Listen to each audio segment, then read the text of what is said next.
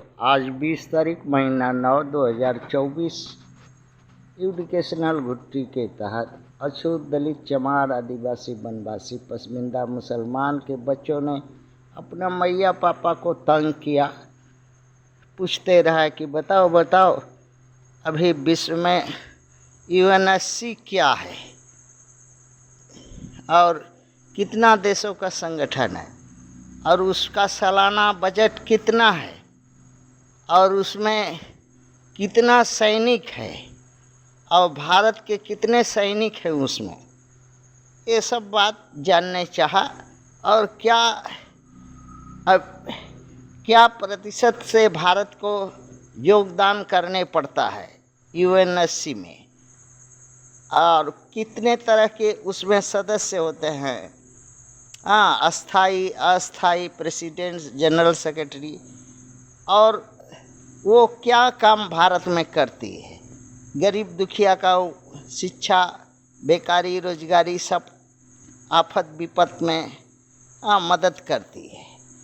ये सब के बारे में और ये जाना कि अभी भारत को यूएनएससी में वीटो पावर, लोग कह रहा है कि वीटो पावर मिला है, ऐसा कुछ नहीं है। 5 सदस्य जो हैं परमानेंट उसके, उन्हीं के पास वीटो पावर रहेगा। भारत को अस्थाई रूप से परमानेंट प्रेसिडेंट यूएनएससी का चुन लिया गया है, जिसका कार्यकलाप जो है एक 4 साल का होगा या 5 साल का होगा या 2 साल का होगा, ये अभी होगा।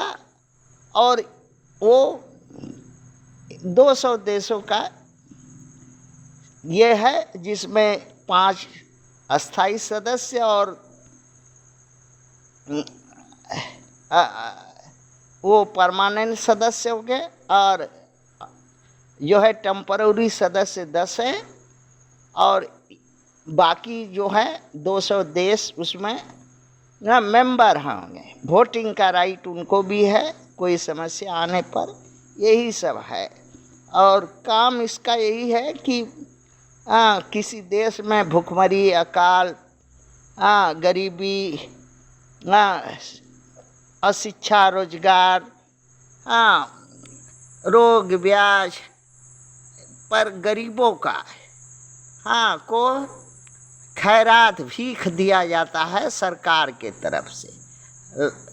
जो ये रीति नीति मनुवादी सरकारों का है, अर्थात यूएनएससी जो है एक मनुवादी सोच के एक संस्था है जो ऐसा सोचती है कि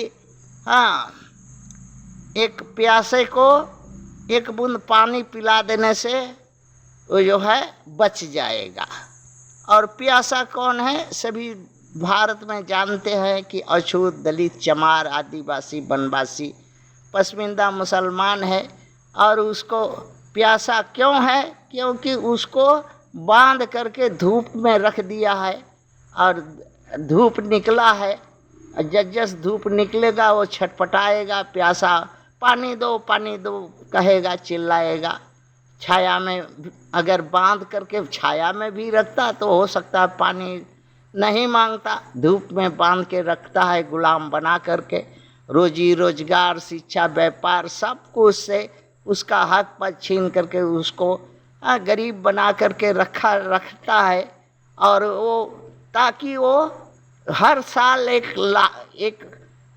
जब खैरात बटे तो लाइन में खड़ा हो सके। यही अछूत दलित चमार आदिवासी वनवासी पसमिंदा मुसलमान का भारत में भाग्य है।